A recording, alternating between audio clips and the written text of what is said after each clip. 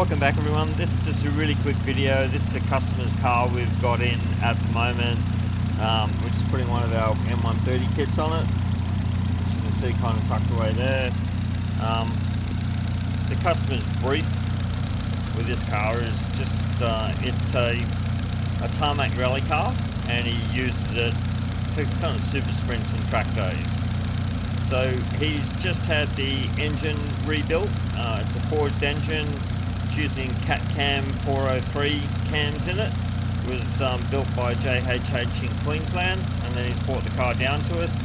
This car is also fitted with one of the Koyaworks tubular manifolds to take a reverse rotation G25 660.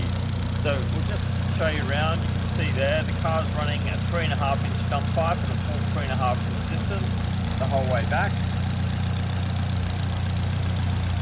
As you can see, with the reverse rotation, you kind of get rid of a lot of the bends, so it's a much smoother path for the air to go down.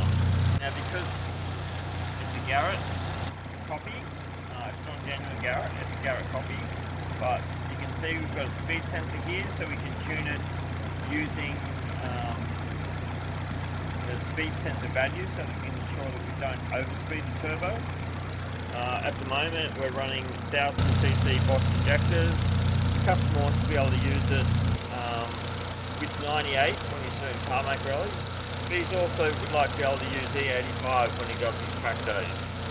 So as you can see, we've got our flex sensor here, we've got a fuel pressure sensor, we've added an oil pressure temp sensor where the oil pressure switch would normally be, and then the system also sends a signal back in, so you can get a low oil pressure warning up on the dash still. You can see we've got the turbo sensor in here. Obviously we've got a Bosch 4.9 wideband lambda sensor, which helps us with all our tuning stuff. It's been converted to individual spark rather than wasted spark as per factory.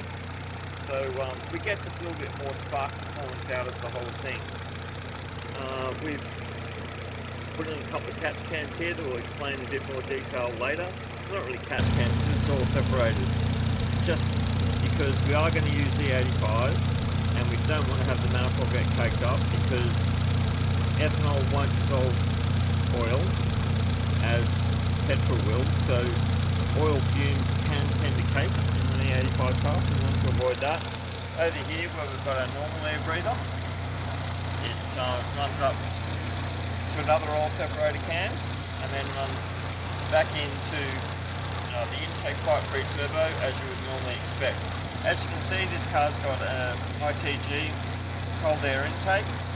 Now these obviously live down behind the headlamp and they do tend to get a bit neglected, but what we have in the software is, as you can see, we've got an electronic diverter valve in here, much the same sort of Clio 4 or Megane 4 has. We've also got a pressure sensor there, so that we can actually measure the restriction in the air cleaner, so that we can send a warning to the dash when the air cleaner actually needs cleaning. It runs an external gate. You can see the hose is running down to that external gate, and we've got a MAC valve up in here that controls our boosts and everything else for us. It's basically a plug-and-play system. It's easily reversible if that's what you decided you wanted to do.